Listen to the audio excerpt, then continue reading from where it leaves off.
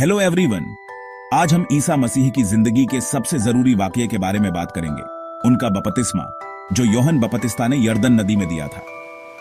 यही वो लम्हा है जब ईसा मसीह ने अपना काम दुनिया के सामने शुरू किया, और इसमें बहुत गहरा मतलब और प्रतीक छुपे हैं। चलिए शुरू करते हैं। जरा सोचिए, यरदन नदी का पानी बह रहा है और सूरज चमक रहा है। लोग जमा हैं और सब बेसब्री से यूहन्ना बपतिस्ता की बातें सुनने का इंतजार कर रहे हैं।